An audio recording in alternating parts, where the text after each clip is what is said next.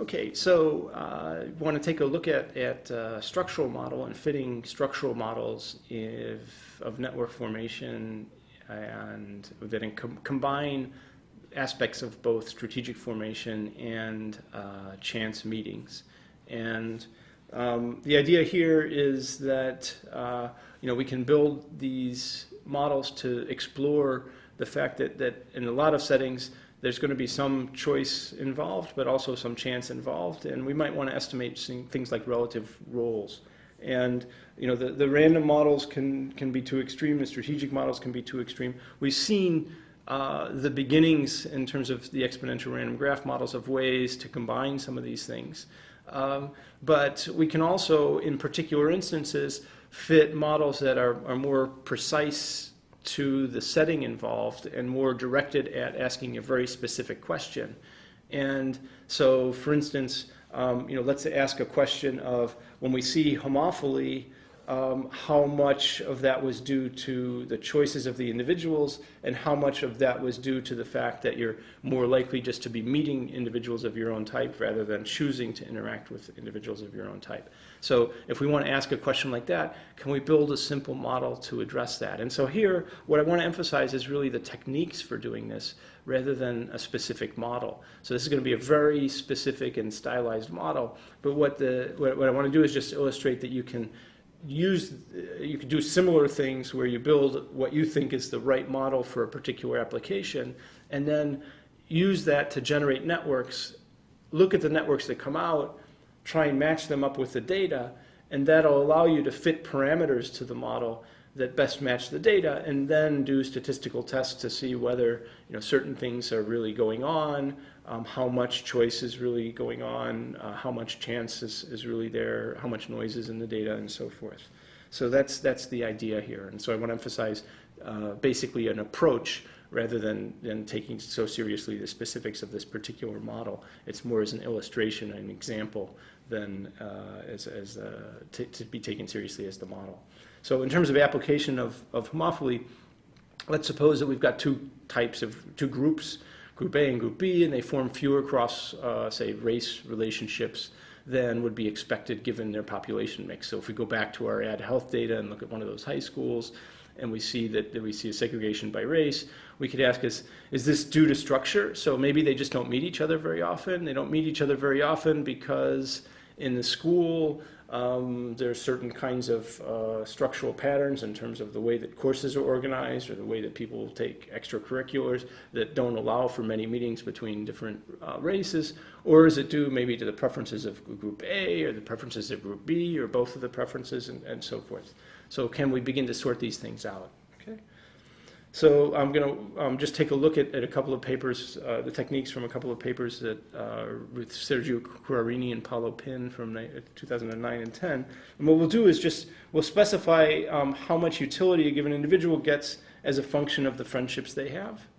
And then we'll allow a meeting process that has randomness in terms of who you're going to meet. And we'll allow both the utilities and the meeting process to depend on your type.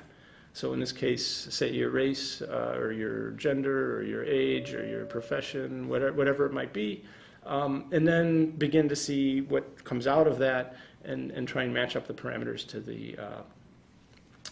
the data. Okay, so let me say a little bit about the idea here, and when we're thinking about trying to estimate strategic formation models, generally what we end up seeing is the result of some choices that were made. And there's something that's known as revealed preference theory in economics, which refers to the fact that we might see, say, a consumer buying certain products, and then based on the fact that they bought one product at a given price and not another product at a given price, we begin to try and infer what their preferences over different product attributes are. So what do they really want if they ended up buying something and not buying something else? Okay. And so here, what we'll do is we'll be basically inferring preferences by saying, okay, this person formed these friendships and not another set of friendships. That gives us some insight into what their preferences might be. Why did they form these friendships and not those? Well, it tells us something about what they preferred to form in terms of friendships. Now, again, that could be due to what they have available. And just as in consumer theory, you might have a budget which says, okay, look, these were the things I could have afforded, and I bought this and not that. Here, what we're going to have to do is sort of infer what is the rate at which you had opportunities to form different types of friendships. And so the chance part is going to be fitting what were the opportunities that were coming along, and then what choices were made as a function of those. And that'll give us information about what's actually the preferences and what were the relative opportunities that they had. So that's the idea. One thing to emphasize here is this gives us, say, a different kind of look at things than ask just direct surveys. So you might, for instance, ask people, what's your attitude on race, or would you like to form friendships across race and so forth. And difficulty with asking people directly is that people often answer in ways that aren't necessarily congruent with the choices that they make. So this takes seriously what did you actually do, not what would you say on a survey.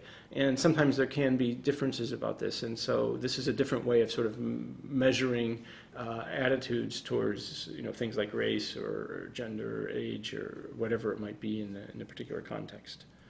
Okay, so simple model. What we're going to have is some set of types, 1 through K. So this might be ethnicity, it might be the age of the individual, it might be a combination of their age, their religion, their gender, etc. And what we'll have is a very simple model in terms of the preferences that people have. So this is going to be a simple independent link formation model. So it's going to be simple in that dimension. It's not going to be trying to recreate richer parts of the network, but it's going to allow us to separate out some of the preference aspects from some other aspects. And so what people value is they care about how many same type friendships they have and how many different type friendships they have. So really simple model. You just care about how many friendships do I have with people that look like me, how many friendships do I have with people that are of a different type, and I get some benefit from just that. Okay, so the simplest possible formulation you can imagine. And in particular, what you get in terms of utility is then some number of same and different type friendships weighted by a parameter gamma I, where gamma I is capturing how much do you weight a different friendship compared to a same type friendship. Okay, so it's a preference bias. If this was 1, then all I care about is the total number of friendships. I don't care what their mix is. If this is bigger than 1, then I actually care for diversity. I care more to have friendships with other types than same types. If it's less than 1, then I get a higher benefit from same type friendships than different type friendships, right? So gamma I is going to be the critical parameter in terms of representing preference bias. And then we also have this other parameter alpha. And what is alpha going to keep track of? Alpha is going to be generally less than 1, is going to be some diminishing returns to friendships. So my first friendship might be very valuable to me, my second one, additional value and so forth. By the time I get to my 10th, 12th, etc., these friendships are becoming less valuable. And so the fact that alpha might be less than 1 would give a concave function. So as you look at the utility as a function of total numbers, the utility is going to tend to be concave if alpha is less than 1. So we've got a situation where as alpha is less than 1, then we've got curvature in that utility function. Okay, so let's let Ti be the total number of friendships that we're forming. And so basically people are socializing, they have an opportunity to form friendships, they meet people of different types. And in this model, let's let Qi be the fraction of own types that you're going to meet and be able to form friends with. And then 1 minus Qi is the relative number of other types that you're going to form. And so if Ti is the total number of friends that you form, then the relative number, this is going to be your Si, is going to be the fraction that we're of same type, and the Di is going to be the fraction that we're a different type times your total friendship. And so here in this model, it's a very simple model. I just have opportunities coming, and the cost is just going to be, it's going to be costly for me to form some number of friendships, so I'll cut off that total number. But then the mix that I get is just going to depend on the relative meeting rate. So I meet people at some rates, and I take whatever friendships come, but it's expensive for me to form friendships, and so after some time period I stop socializing or trying to find new friends. Okay? So TI is just going to maximize, it's going to be a maximizer of this overall utility function where you've got same type friends, different type friends, and so forth. And the rate at which they come is QI for same type, 1 minus QI for different types. And that's going to be coming out of the random part of the process. And right now, then what we could do is say, we can figure out, if we knew what gamma was and what alpha was and what Q is and C and so forth, we could solve this function and say, how many total friendships would a given individual like to have, and how would that depend on those relative parameters, okay? Okay, so TI maximizes this function. If you solve that, you can get an expression for what TI is in terms of the other parameters. So maximizing that function, take the derivative with respect to TI, set it equal to 0. If alpha is less than 1, this is necessary and sufficient for the solution. And then we'll also add some noise to the given decision. So it might be that a given individual, for whatever reason, has more or fewer opportunities or more or less value. So we're just going to add noise in terms of the friendships that a given individual forms. So a person A of type I is going to have an extra error term, epsilon A, and so the total number of friendships that any given individual forms is just going to be some noisy thing about this solution. Okay? So very simple model in terms of the formation. But now we can see, if we write down a simple model of how much utility you get from some aspect of the network, we maximize that and we get a solution for how many, in this case, what degree. So we can think of this really as the degree of agent I. This is the degree that they would like to have in terms of this model. And then what they end up with is some noisy variation on what they would like to have given the parameters of the model. Okay, so how do we actually identify these parameters from the data? So what we can do is, in the data, we'll actually observe the TAIs. So we'll see how many, and we'll use the EdHealth data. So when we look at the actual networks of friendships in these high schools, we can see how many friendships did each individual form. And so we observe this directly in the data, and that's going to vary with the QIs. So as a function of QI, a function of the alphas, the gamma I, and so forth, that gives us a TAI. And so one thing to notice is that when we look at this expression for TAI, this is increasing in QI if gamma is less than 1, right? So if gamma is less than 1, then you've got a plus 1 QI, and then you've got minus gamma, so you've got QI times 1 minus gamma I in here. And so if gamma I is less than 1, then you've got a positive expression for T as a function of Q. So more of if the fraction of people I'm meeting is more of my own type, I should form more friendships. And so that's what's going to allow us to begin to fit what gamma I is, right? So the idea is that Ti should be a function of Qi, and how quickly it varies with Qi is going to be dependent on what gamma I is, okay? And in particular, if you actually look, this is a picture of the EdHealth data, so these high schools. Here there are 84 schools, and each dot here represents a certain race group within a particular school. So for instance, this dot here is a group of white students that formed, so it was a particular school, and in that school the white students formed about a little over between 60 and 65% of the population. This school right here, this is a group of black students in a high school where their group size as a fraction of the school was just below between 20 and 30%, a little closer to 30%. And this then tells us, on average, how many friendships did they form. They formed, on average, about 8 friendships. This group formed, on average, about 3 and a little bit of change and so forth. What we see here is that, indeed, if you do just a slope here, you see that the slope is 2.3. So there's an increase as a function of your group size. So the more prevalent your group is in the population, that's going to lead to higher QIs. And indeed, we see that there's a higher group of friends as a higher friendship as a function of the size of the group. So the easier it is to meet your own type, the more friends different groups are forming. And so we will be able to actually identify that gamma parameter from these data. And in particular, when you look at this thing, the slope here is 2.3, the t-statistic on that 7.3, so you're quite a number of standard deviations away from zero. So we're actually seeing a highly significant slope here. So we will be able to identify the fact that groups that have higher proportions are forming more friendships, which would indicate that they're getting higher utility under this model.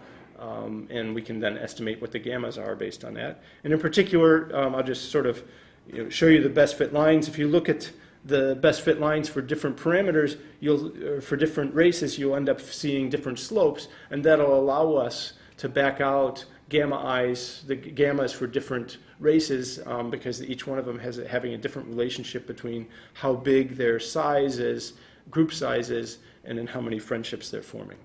Okay, so the last part of the puzzle in terms of figuring out the randomness in this kind of model is where do the QIs come from? Okay, so we've got that, how many friendships each person would want to form as a function of the parameters of their utility function and the rate at which they meet different individuals. But now we want to ask, what's the rate at which they meet different individuals? Okay. And the important thing here is that the way at which they're going to meet different individuals is going to depend on the decisions of the other agents. Okay? So if everybody was trying to form the same number of friendships and we were just sort of mixing in the population, then if my group formed 30% of the population and some other group formed 70% of the population, then I would meet my own group at a rate 30% and I'd meet agents of different types at a rate 70%. But if the other types, imagine that the other types are actually trying to form they form many more friendships, they're spending more time circulating and mixing, then they're going to be easier to meet, and my type's going to be relatively less likely to meet. And so it's not just a function of the relative sizes, it's also a function of how many friendships different groups are trying to form. And so we need to solve this overall as an equilibrium, given that the T's are going to be determined by these relative rating, the Q's, and the Q's are going to be determined also by the actual decisions of the agents. So in particular, let's think of the meeting process, and we'll think of this like a giant party. So we can think of this like a cocktail party.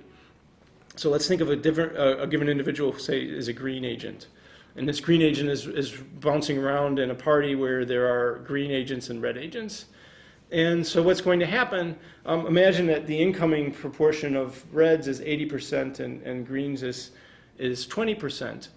But if the reds spend more time trying to form friendships and are generally forming more friendships, it's going to be easier to form friendships with reds than greens. And so even though it's, say, 0.8, 0.2 coming in, the mixture in here could be, say, 90%, 10%, or even more skewed than that if the reds are spending, say, twice as much time in this party than the greens are. So the rate at which they come in and go out is not necessarily going to be the same as what the relative stock of people is if the greens are exiting much more rapidly than the reds are. So as we go through this process, then, this given green node bounces into somebody, meets one friendship, meets 2, 3, 4, so it's got 3 red friends and 1 green friend, and it decides, okay, that's enough, I'm satiated. I formed 4 friendships, and that's enough for me. And then it decides to exit. A red might find this to be, if gamma I is less than 1, then reds are meeting reds at a higher rate. They might want to stay longer, and that's basically the idea of the model. Okay? So we've got this QI is the rate at which I meets I's, 1 minus QI, the rate at which you meet the different types. And the way in which this is going to be modeled is the QI, the rate at which you meet your own type in terms of this process, is going to be dependent on the stock, how many of those individuals are actually in the room, but will also allow this to be biased, so that even when I'm in the room, it might be that that I'm biased in terms of meeting my own type. So maybe I'm in this large room, but I actually look for greens and try and find greens, in which case I'm going to meet greens at a faster rate than actually they're in the room. And so if beta I is exactly equal to 1, then the rate at which I meet people is just what's the stock of these people in this party. If beta is greater than 1, then you're going to meet your own types at a rate faster than you would just milling around. You're actually going to meet your own types at a faster rate. So this particular formulation says the rate at which you're going to meet people is dependent, first of all, on how many people are in this party, and then also can be skewed by this extra parameter, which represents some viscosity in this meeting process. So own types are going to tend to meet own types. So this is going to be the bias in meetings, right? This is going to be the parameter beta I, where beta I greater than 1 means that you're meeting your own type at a rate above what you should be meeting them relative to how they're mixing in this population setting. Okay, so we've got QI equal to this stock thing. So if I was 50% of the population and beta was 1, then I would meet my own type at a rate of 1 out of 2. If we set beta to 2, then the chance that I'd meet my own types would be about 71%. And if beta was as high as 7, then the chance that I would meet my own type would be about 91%. So as you begin to, this would all be with a half and sticking in whatever my relative size is. What this does is sort of bias this relative rate at which I'm going to make own type friendships compared to other type friendships relative to what the the total number of friendships are, where this stock is going to be just based on the sum of the TIs for my type compared to the sum of the TJs over all the J's, right? So it's keeping track of sort of what's the relative size of me in the population compared to the others, and then we raise that to some power. Okay, so what does this all work out to be? Then we've got the TI maximizing this function.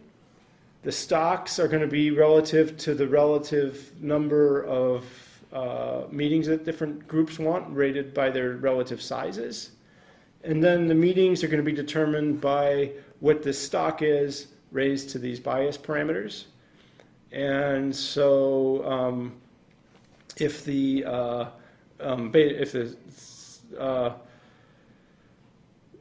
fact that the stocks have to add up to 1 tells us that we have a balance equation in terms of what these QIs have to look like. When you sum across the I's, the QI raised to the beta I's have to equal 1. Okay, so what we end up with in terms of having balance on the meetings, that if one group's meeting other groups at a certain rate, they have to match up. That's going to give us an equation which will help us solve for this beta I parameter. So we're going to be able to solve for the beta I parameter from this. Okay, so a simple model where we maximize utilities, we have a meeting process, we estimate the meeting process, we put all these pieces together, and we'll be able to estimate both the beta I's from here and the gamma I's from here, and then see what it looks like in the data. Okay, so we've got these two conditions. This maximizing this will help us identify these parameters. We've got this, which will help us identify these parameters. The QIs will actually observe in the data, so what's the relative proportion of own type friendships to other type friendships for each group. So we basically can identify these parameters by fitting this model to data. The only parameter we've got left is we've still got this cost of forming friendships that we don't know exactly what that is. And so when we look at the equations that we have for the T's and the betas, putting in some errors, then what do we end up with? We end up with these two equations we have to fit. We've still got this C out here. And so what we can do is when we look at solving this out, for two different groups, we can say that the relative weight at which I's should be forming friendships compared to J's forming friendships, including the errors, should be a ratio here where now this ratio is going to divide the C out. So the C we can factor out by just looking at relative numbers of friendships, because the C scales everybody's friendships up or down. And so if we look at relative numbers of friendships formed by one group compared to another, then that factors out the C, and then we don't have to estimate the C directly. We can just estimate the alphas and gammas, right? So basically what that tells us is that we're going to end up with Ti minus Tj equaling some error, and now this is cross-multiplying, so we end up with an expression which no longer has the C's in, because we're comparing relative T's to each other rather than absolute Ti. So that is one way of just factoring out one of the parameters. Okay, so that's a technical detail in terms of estimation, which will make our life a little easier. Now we just have 3 parameters to estimate. We estimate alpha, the gamma i's, and the beta i's, right? So these are the parameters that are left, and we factored out that C parameter. Okay, fitting technique, very simple.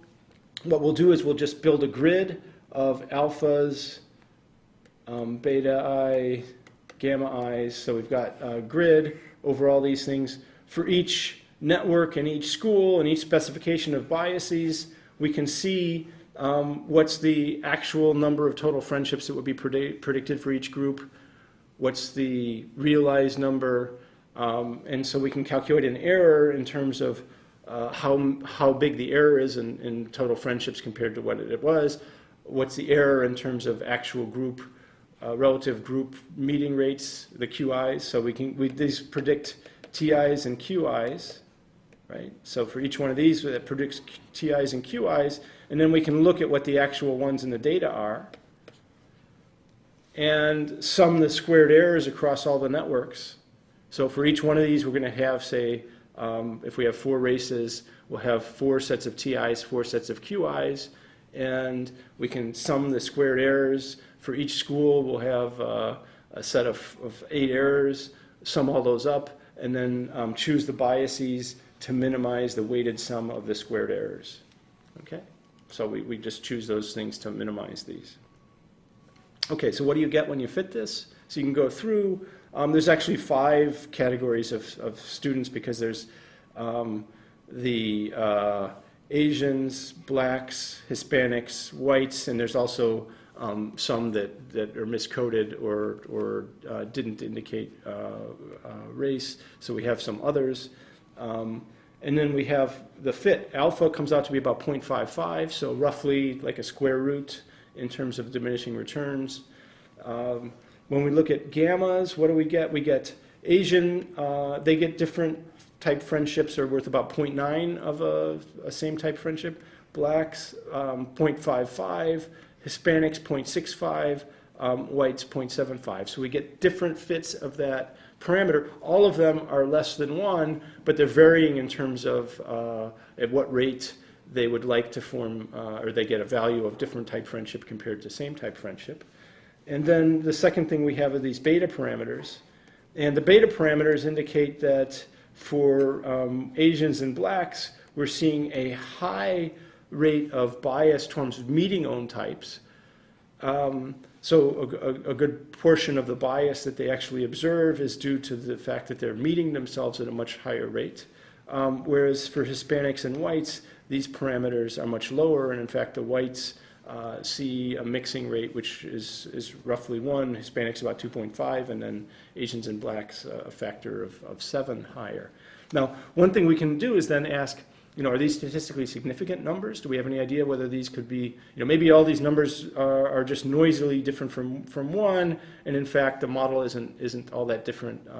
So are these, truly different in terms of some statistical sense? And what you can do is we can test a hypothesis. So what we could do, for instance, is look at the sum of squared errors. So this is the residual sum of squared errors. So this is the sum of squared errors that we get by looking, say, just at the preference biases. So look at all the gammas and look at the TIs that are generated, see what's the errors that you actually see in the data. And then say, let's suppose that we restricted all of these to be equal to 1.